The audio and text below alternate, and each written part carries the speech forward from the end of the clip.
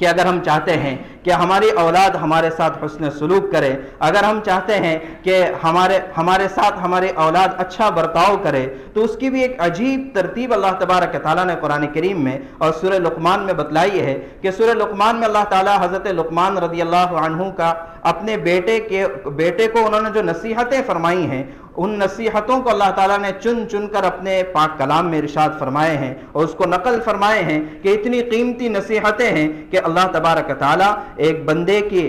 جن کا نبی ہونا بھی یقینی نہیں ہے، حضرت لقمان رضی اللہ عنہ ان کے نبی ہونے کے بارے میں اختلاف ہے کہ یہ نبی بھی تھے کہ نہیں تھے، لیکن ان کی باتیں اتنی کام کی اور پتے کی تھی کہ اللہ تبارک تعالیٰ نے ان کی باتوں کو اپنے پاک کلام میں ذکر کیا۔ تو اس میں جو ترتیب اللہ تعالیٰ نے ذکر کی ہے بڑی عجیب ہے کہ لقمان رضی اللہ عنہ اپنے بیٹے سے فرما رہے ہیں، سب سے پہلی نصیحت، یا بنی لا تشرک باللہ ان الشرک لظلم عظیم، بیٹا اللہ کے ساتھ کسی کو شریک نہ کرنا، اس لیے کہ شرک سب سے بڑا ظلم ہے اور سب سے بڑا گناہ ہے۔ اب یہ نصیحت ہو گئی، اب اس کے بعد دوسری نصیحت آنے سے پہلے اللہ تبارک تعالیٰ اپنی نصیحت ارشاد فرما رہے ہیں کہ وَوَصَّيْنَا الْإِنسَانَ بِوَالِدَيْهِ إِحْسَانًا، کہ ہم نے انسان کو حکم دیا ہے کہ اپنے والدین کے ساتھ حسن سلوک کرے۔ تو اور پھر اس کے بعد آگے چل کر اللہ تعالیٰ نے حضرت لقمان کی دوسری نصیحت کو ذکر کیا ہے۔ تو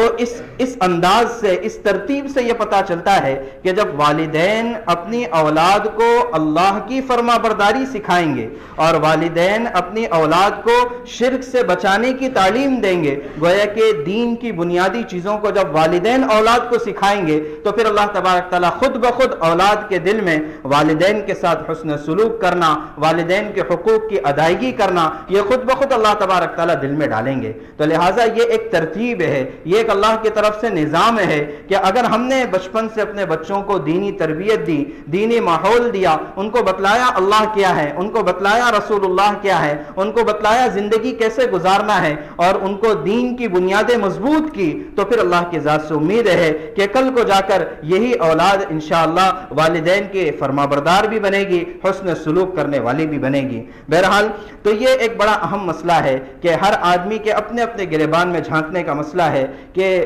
یہ اتنا اہم مسئلہ ہے کہ اس کے کرنے پر بڑے فضائل ہے، بڑے فوائد ہے، اور خدا نخواستہ اس کی طرف سے جو ہے روح گردانی کرنے پر اور اس کی طرف سے منہ پھیرنے پر بڑے وعیدیں ہیں۔ ایک روایت میں آتا ہے کہ 2 گناہ ایسے ہیں کہ جن کا دنیا ہی میں بدلہ ملتا ہے، آخرت میں جو ملے گا وہ تو بعد کی چیز ہے۔ 2 گناہ ایسے ہیں جن کا دنیا ہی میں بدلہ ملتا ہے، ایک کسی کے ساتھ ظلم و زیادتی کرنا، اور دوسرا والدین کی نافرمانی کرنا، والدین کو دکھانا، کہ یہ جو ہے اس کا بدلہ آدمی کو دنیا ہی میں مل جاتا ہے، اور آسان بدلہ ہوتا ہے اس کی اپنی اولاد کا اس کے ساتھ سلوک، کہ اس نے جیسے اپنے والدین کے ساتھ سلوک کیا ہوگا تو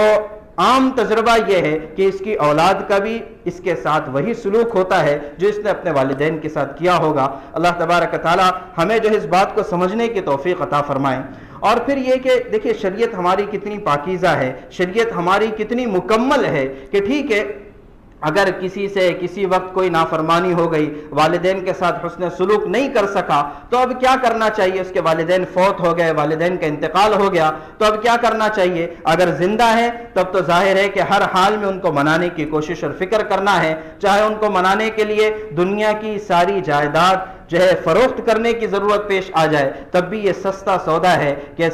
سارا مال لٹا کر والدین کو راضی کر دیا جائے۔ یہ سب سے بڑی سعادت کی بات ہے اور یہ سب سے بڑی ہوش مندی اور عقل مندی کی بات ہے۔ لیکن اگر اللہ کے کرنے سے کسی کے والدین کا انتقال ہو چکا ہے تو اب کیا کرے؟ اب وہ چاہتا ہے کہ اپنے والدین کے ساتھ صلہ رحمی کرے، تو اب بھی جو ہے اس کا دروازہ کھلا ہوا ہے۔ دروازہ اس کا یہ ہے کہ ان کے لیے سب سے پہلے استغفار کریں، کہ ان کے لیے دعائیں کریں، ان کے لیے ایصال ثواب کرے، کہ اس کے ذریعے بھی انسان والدین کا فرما بردار شمار ہو جاتا ہے۔ والدین انتقال کر گئے، اب منانے کا کوئی راستہ نہیں ہے، لیکن یہ راستہ ضرور ہے ان کے لیے استغفار کرنا، ان کے لیے توبہ کرنا، ان کے لیے ایصال ثواب کرنا۔ بلکہ ایک روایت میں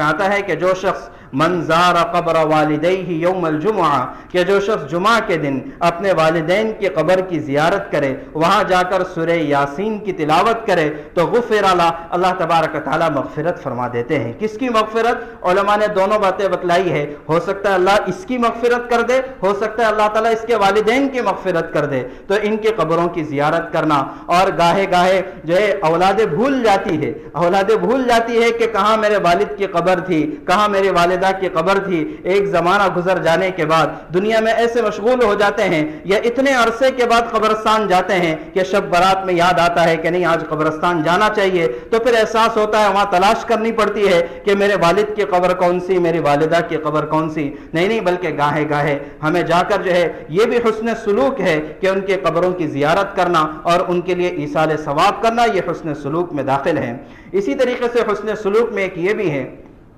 کہ والدین کے جو دوست تھے، والدین کے جو عزیز اور اقارب تھے، ان کے جو رشتہ دار تھے، ان کے بعد ان سے حسن سلوک کرنا، کہ یہ بھی ایک بڑا اہم مسئلہ ہے۔ ابن عمر رضی اللہ عنہما کے بارے میں آتا ہے کہ سفر میں جا رہے تھے، ایک دیہاتی سے ملاقات ہوئی، تو دیہاتی سے پوچھا کہ کیا تم فلاں ابن فلاں ہو، فلاں نام ہے تمہارا؟ اس نے کہا ہاں میرا یہی نام ہے۔ تو حضرت ابن عمر رضی اللہ عنہما نے اپنی سواری ان کو ہدیے میں ان کے خدمت میں پیش کی، اپنا عمامہ سر سے اتارا اور ان کو پہنایا، اور اپنے پاس جو ہو سکتا تھا وہ ان کو دے دیا، اور پھر ان کو رخصت کیا۔ تو خادم نے پوچھا کہ حضرت آپ اس کو تھوڑا بہت بھی دے دیتے، دیہات والا تھا، تھوڑا بھی دے دیتے تو بڑا خوش ہو جاتا، اتنا سب کچھ اکرام کرنے کی ضرورت کیا تھی؟ تو فرمایا کہ یہ میرے باپ عمر رضی اللہ عنہ کا دوست تھا، میرے باپ کے پاس آیا جایا کرتا تھا، تو اس لیے میں اس کے ساتھ حسن سلوک کرنا چاہ رہا تھا۔ تو لہٰذا یہ سارے مسائل ہیں کہ ان چیزوں سے ہماری زندگیوں میں دین آئے گا، ان چیزوں سے جو ہے ہم 100% جو ہے دیندار معاشرہ کہلائیں گے۔ تو اللہ کے نبی صلی اللہ علیہ وسلم نے ان باتوں کی ہمیں تعلیمات دی ہے۔ اللہ تبارک تعالی ہم سب کو خاص طور سے جن کے والدین ابھی باحیات ہیں ان کی قدردانی کرنے کی توفیق عطا فرمائے، ان کے ساتھ حسن سلوک کرنے کی توفیق عطا فرمائے، ان کے ساتھ اچھائی کے ساتھ رشتہ جوڑے رکھنے کی توفیق عطا فرمائے، ان کے ساتھ قطع رحمی کرنے سے حفاظت فرمائے، ان کی حق تلفی کرنے سے حفاظت فرمائے، اور ان کی نافرمانی سے ہم سب، ان کے نافرمانی کے وبال سے ہم سب کی